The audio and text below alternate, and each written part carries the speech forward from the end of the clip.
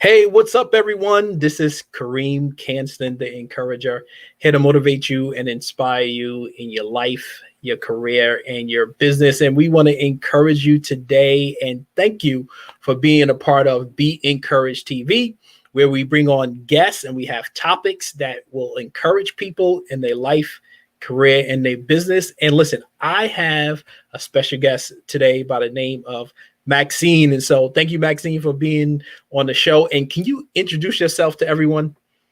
Hi, everyone. First of all, Karriem, thank you so much for having me. It's really a pleasure just to be a part of this show. And again, my name is Maxine Clarke, and I've been an educator for 19 years. This is my 19th year, and focusing on literacy, student development, teacher development, leadership, and literacy. And the other things that I'm passionate about other than education is financial empowerment and also encouraging those women who have been abused just to kind of help them to go through life and to hit the reset button and start all over again, knowing that they can flourish. So I have three main areas of focus: education, financial literacy, and woman empowerment. Awesome. So thank you, Maxine, for being my guest. And I know that when we put the post and the topic here that we were going to be talking about you being a financial coach and how you help people. So let's talk about what you do as a financial coach and why are people asking you for help nowadays? Well, I've always been savvy with money, and it all started when I went through college and I had no clue what I was doing. All I know is that folks kept showing up on campus and they were offering these credit cards, and I was just like, what? All I have to do is to just sign up, and before you know it, believe I had two credit cards. And of course, not knowing about interest and paying on time, I went through the whole financial chaos.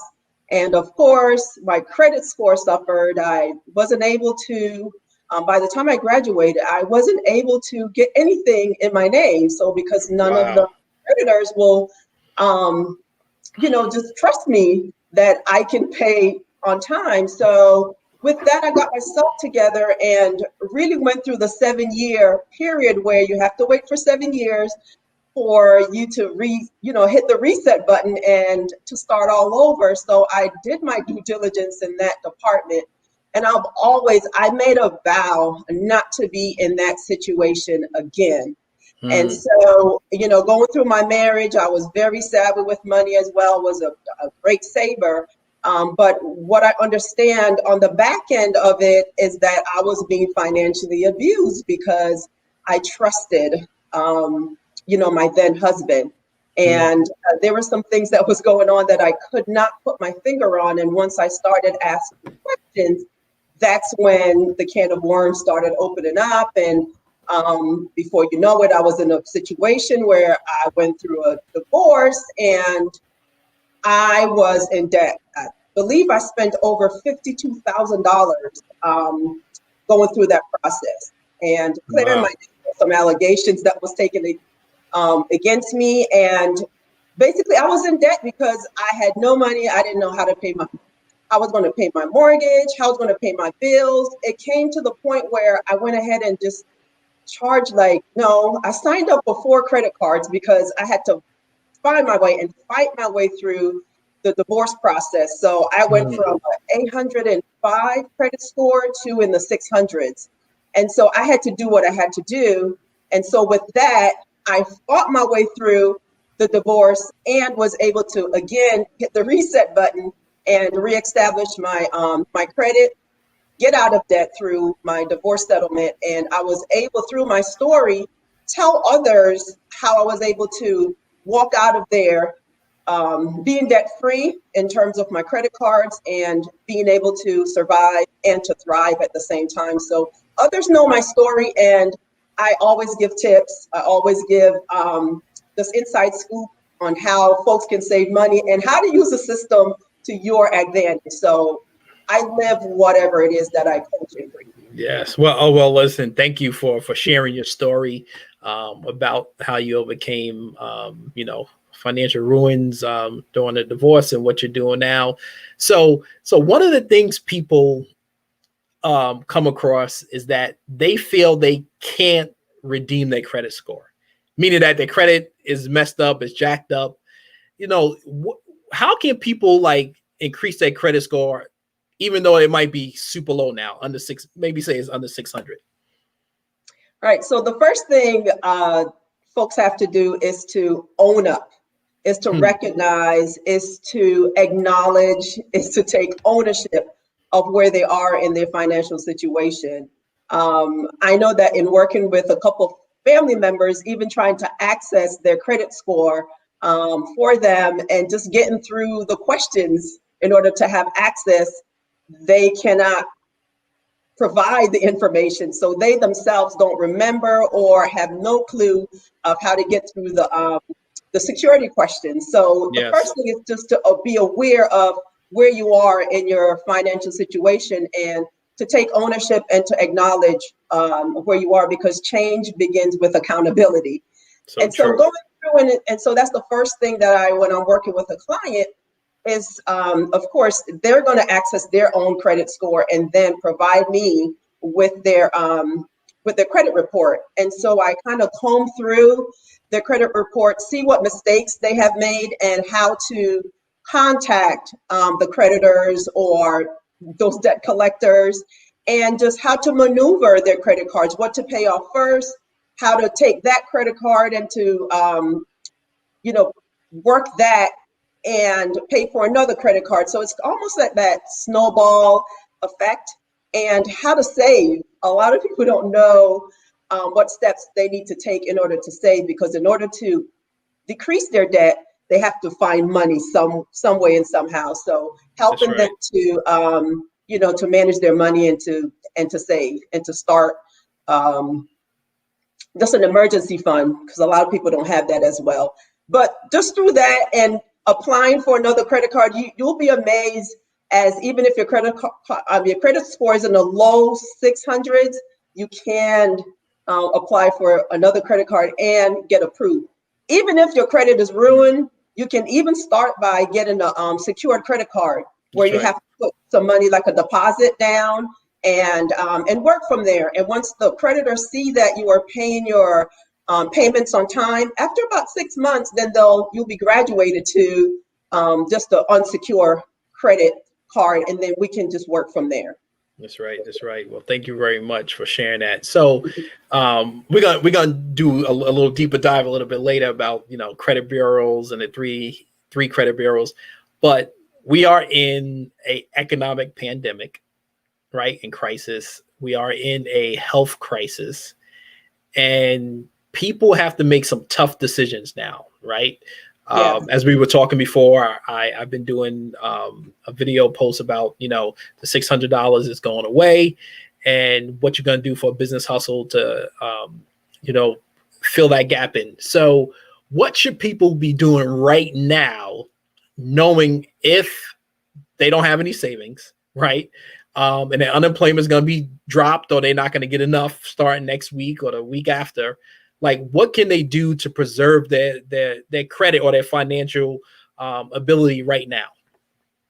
Well, the first thing that they can do, or some things that they can do, if they can borrow money from their relatives, if their relatives are in a great place to loan them the money, they Mm, can do that. If they have good credit score, that they can apply for another credit card. So usually new credit cards, they'll give them, it depends on your credit score, yeah, 5,000 or less or something like that. Maybe a credit card can give you 25,000. Who knows? And like a creditor can give you up to that amount or even more. So you can use that to buy time. mm, Usually, like the credit cards, they'll give you interest free for 18 months, 12 to 18 months.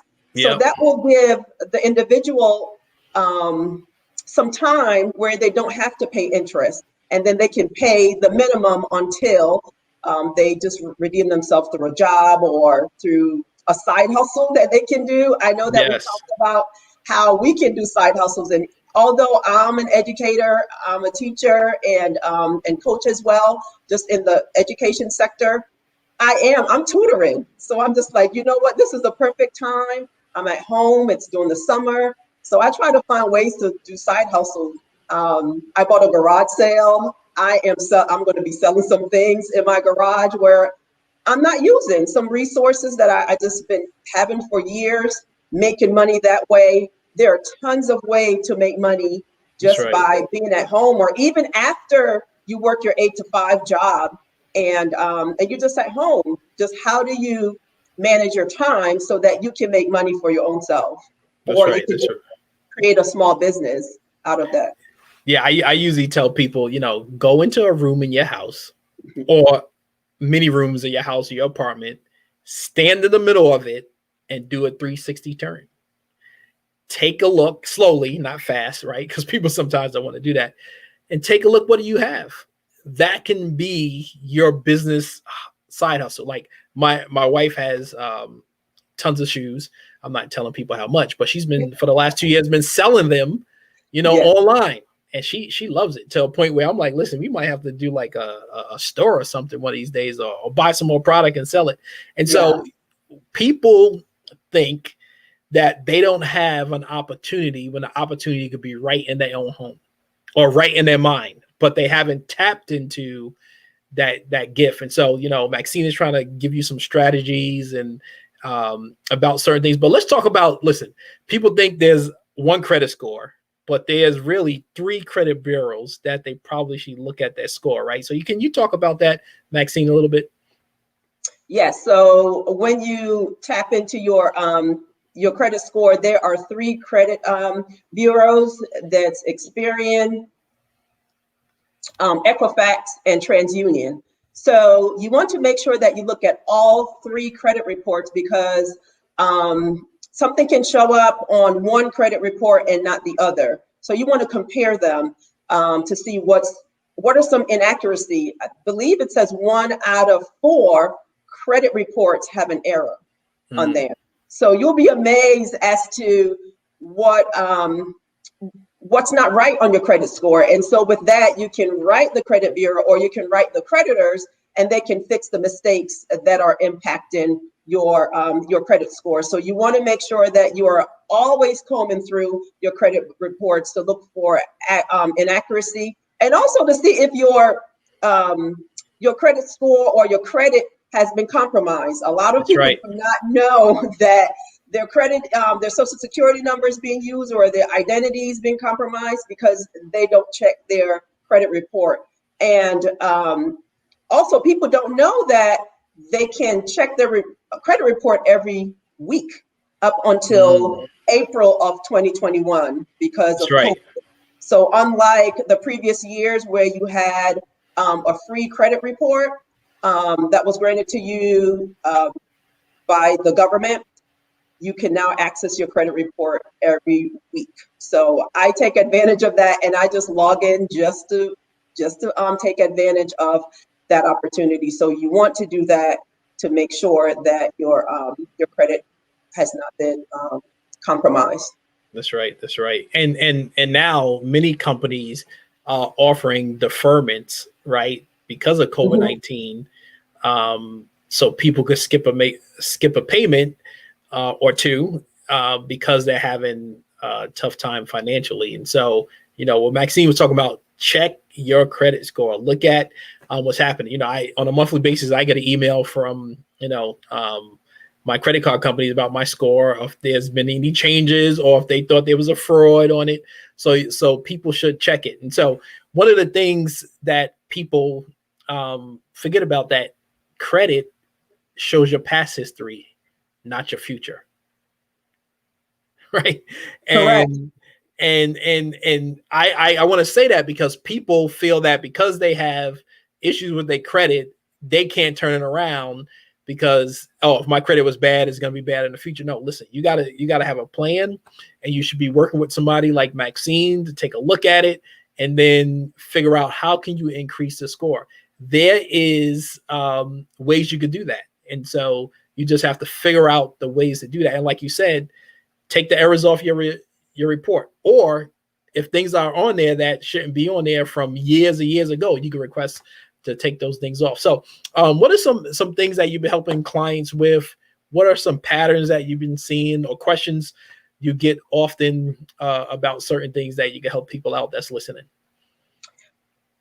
Some of the things that I help clients with is just to make sure that they are aware of their rights, not being, hearing the creditors always call them or the debt collectors calling them, just bombarding them. Yes, you do have an obligation to pay your bills. However, they have to know that they do not have to be, I guess, abused, or they don't have to be harassed by the debt collectors, knowing that they can write a letter or call and say, hey, I do not want these calls to come to my phone every single day or twice a day, where knowing that they have rights. So they have to be aware of their rights and the things that they can do. Like, do you know that you can just negotiate with the creditors and the debt collectors?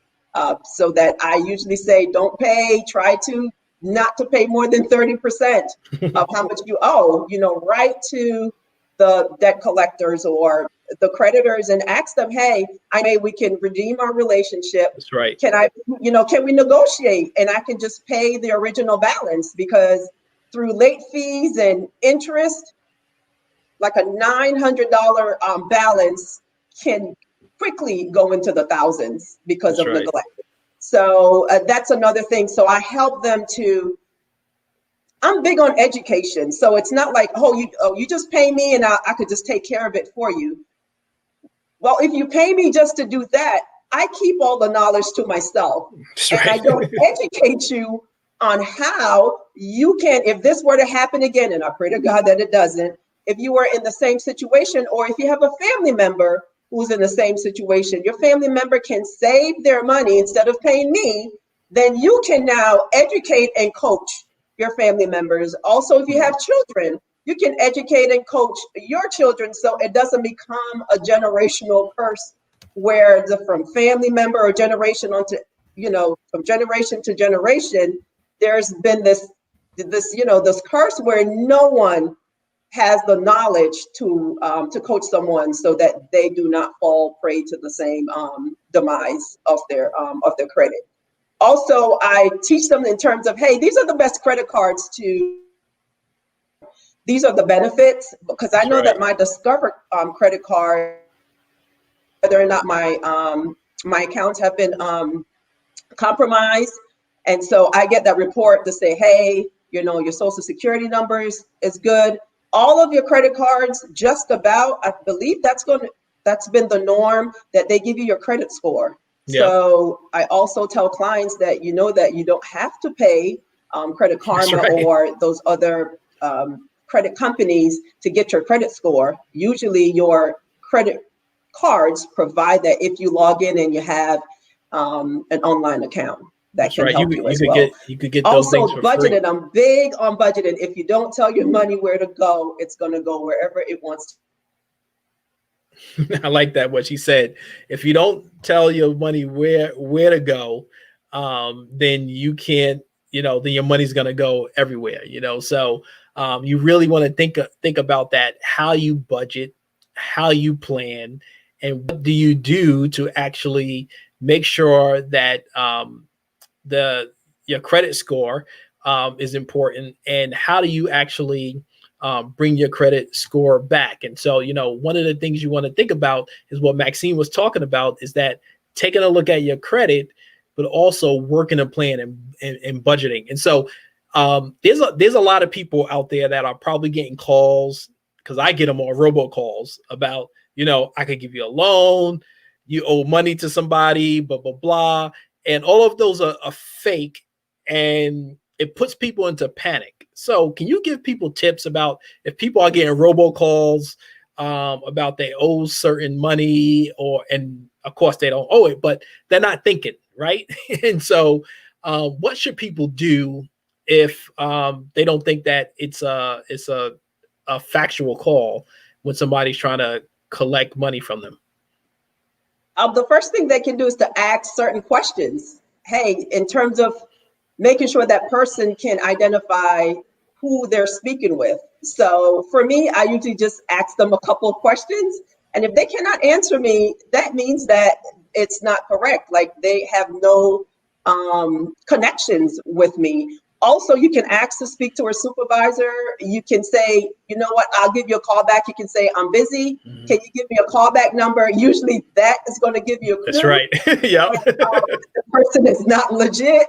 And so usually those robocalls or those people just trying to like take advantage of you, I usually say, can you give me, I'm really busy, but I would love to talk to you. Can you give me a telephone number that I can reach you?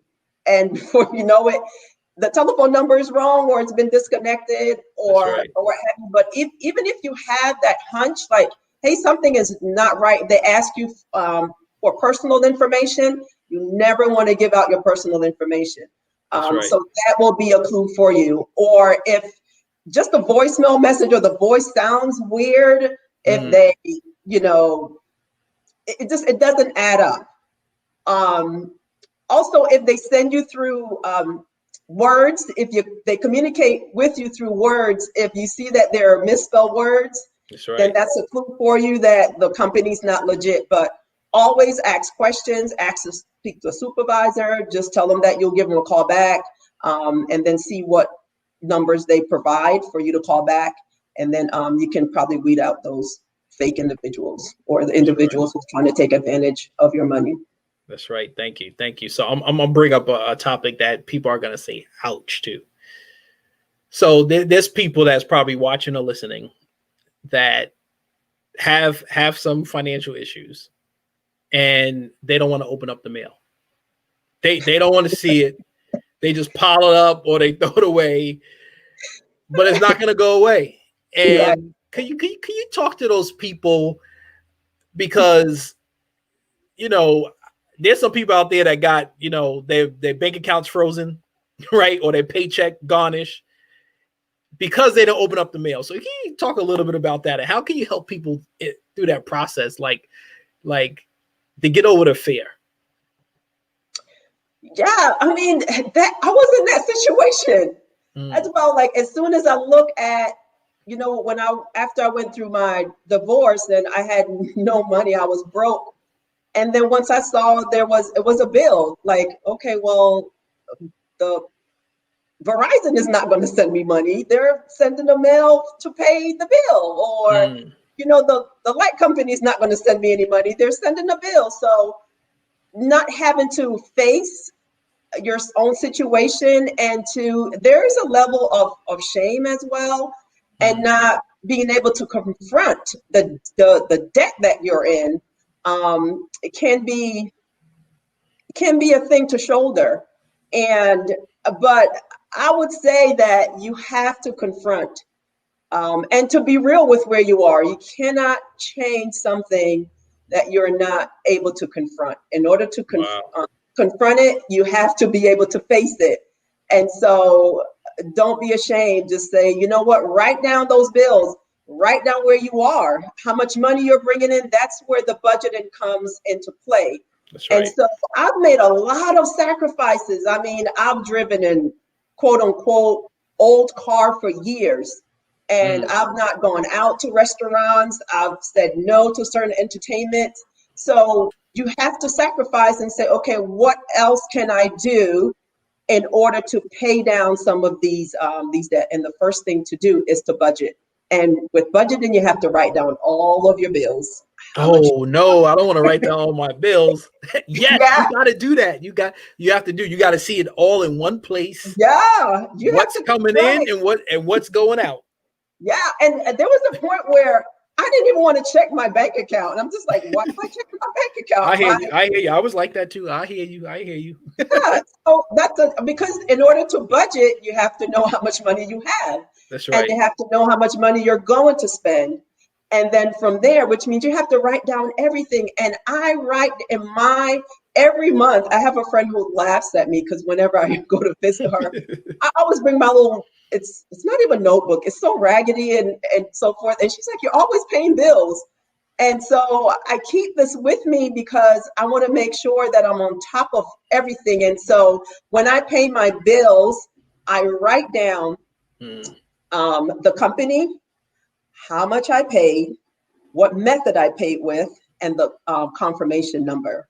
So I can go back to 2-3 years and I can see, and you okay, could well, check. yes, at this time, how much my light bill was, how much my water bill was, and I can make the adjustments That's right. and go from there. Yeah, but you have to keep tab of, your situation and how to grow from there, because that's the only way you're going to grow, if you open up those mails. Call and negotiate. You never know. Like, You never even know. you can call the company and say, hey, I'm in a financial situation. What can I do? What can you do for me? Just to see how you can negotiate with certain companies, so that That's right. they can lower your rate. And you have to cut some things off. I don't have cable. I'm fine with it. A matter of fact, I don't watch television. So anyone who comes to visit me, we're going to have a whole lot of conversations, because the television is not there as a distraction. But those are some sacrifices that I was willing to make. And so we have to ask ourselves, what are some things that we're able to sacrifice in order to funnel that money to our bills, to pay our bills? That's right. When people know where they stand, they can make better decisions. Right. So like, for instance, right, and as we talked about before, that extra $600 is going away, right, for people for unemployment, and people were counting on that money to pay for medical care. Say for instance, they're not working anymore, so now they got to pay for medical care out of their own pocket from the unemployment insurance. And if you understand where you are, you can make better decisions. So you can say, all right, I'm gonna get dropped by 600, cable's gone. Right, I'm gonna get dropped by 600. Maybe I need to go put my utilities on a budget payment plan, right, instead of paying it all off in full. Maybe there's certain things I need to do right now so I can make it through. So that's why you need to have all that information in one place, because I'm gonna tell you, there's some things that you could live without. I'm just gonna be honest with you all. So, and that will help you through the process versus having anxiety. All right. Yes. I don't know about you all, but having anxiety and being depressed over bills is not good. I mean, you could listen. I remember one time my wife, many years ago, I said, listen, I'm putting the bills on the floor. I'm gonna stop on them and pray over them so I can get some wisdom in my mind to do the right thing and make sure I'm using wisdom and not craziness about making decisions. And so that's why you need to write all your bills down, write all the inflow and outflow. You're right. Correct. And that will help you out. So yes, maybe you need to call your car payment loan person and say, can you work with me? Right? Maybe you need to call the mortgage company and say, can you work with me? But keep your lights on, keep your gas, your AC on, because that's important right now, right? Yes, right. Mm-hmm. You can't go to the movies anyway, so guess what? Take that money and use it for something that's important. Yeah, that's right. And so we've known, just even talking to friends and clients as well. And I said, you know what, go back and look at your bank statements, your credit cards, if you use them. And just to see, during COVID, when pretty much the state was shut down or your state was shut down, look at the things that you weren't able to do, your entertainment, and look at how much money you saved. Now, when everything goes back to quote unquote normal, if there is going to be another normal, what are some things that you won't go back to?